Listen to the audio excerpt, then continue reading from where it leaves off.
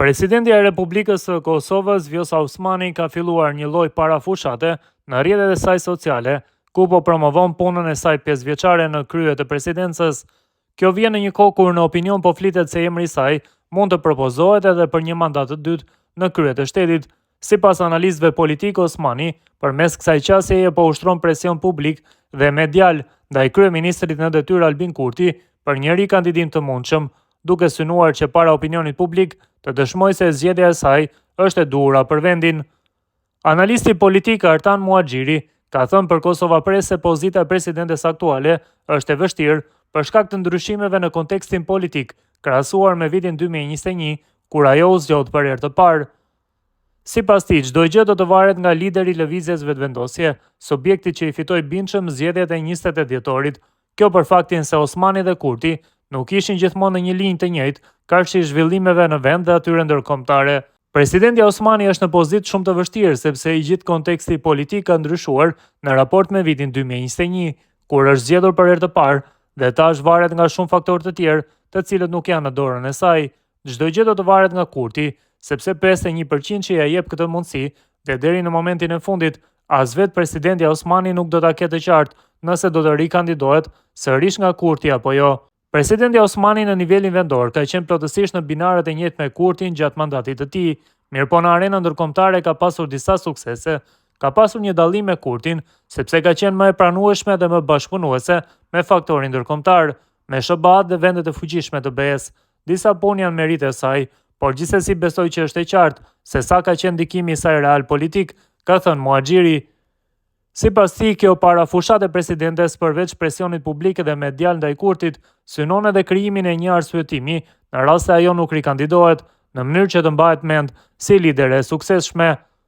Është duke dashur që të bëjë një presion publik medial ndaj Kurtit, por edhe nëse eventualisht nuk rikandidohet, atëherë të ketë një lloj arsyetimi për atë se nuk ka qenë arsyeja e mos punës së saj, mos suksesit të saj, por ka qenë në rrethana të tjera, të cilat janë diktuar nga Kurti dhe gjithsesi është një dëshirë e saj që mandati i saj të mbahet mend me suksese, sipas perspektivës së saj. Por gjithsesi, vendimin më realist e japin qytetarët dhe kjo nuk varet kryesisht nga fushata mediale e presidentes, ka shtuar ai. Ndërkohë, analisti tjetër politik, Dorajet Imeri, ka vlerësuar se komunikimi i Osmanit me publikun është i pritshëm, por nuk është vendimtar për procesin e zgjedhjes së presidentit. Për tepër, Imeri thotë se një pjesë e punëve që po prezanton Osmani në rrjetet sociale nuk janë të sajat. Ai ka shtruar edhe pyetjen se pse presidenti Osmani nuk flet me LDK-n në vend të parafushatës për të ofruar ofertën dhe qëndrimet e saj për të qenë para e vendit edhe për një mandat tjetër. Është e pritshme në përpjekjen e saj për të krijuar në opinion të përgjithshëm që zgjedhja e saj është e duhura, e nevojshme për Kosovën. Nuk parashihet me ligj që të ketë një periudhë fushate për kandidatët për president. Gjithsesi, kjo nuk e ndalon që ajo të komunikojë me publikun.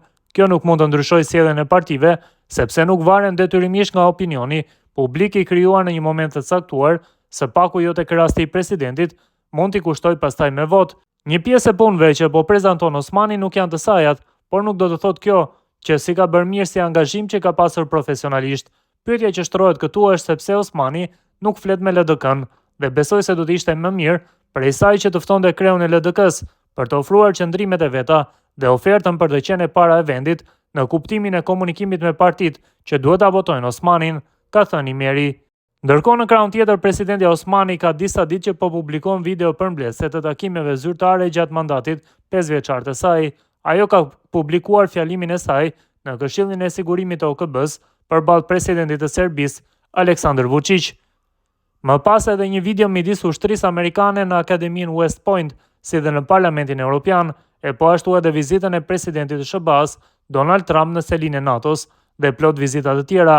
Të gjitha këto me mbishkrimin kur Kosova flet me dinjitet dhe bota dëgjon. Zëri i Kosovës po fuqizohet çdo ditë. Shpërndaja edhe ti që ta dëgjojnë të gjithë. Osmani më 4 prill të vitit 2021 ishte zgjedhur për një mandat 5 vjeçar. Sipas kushtetutës, zgjedhja e presidentit të ri duhet të bëhet jo më vonë se 30 ditë para përfundimit të mandatit të presidentit aktual. Nëse deri më 5 mars nuk zgjedhet presidenti i ri i Kosovës, vendi shkon në zgjedhje të jashtëzakonshme brenda 45 ditësh.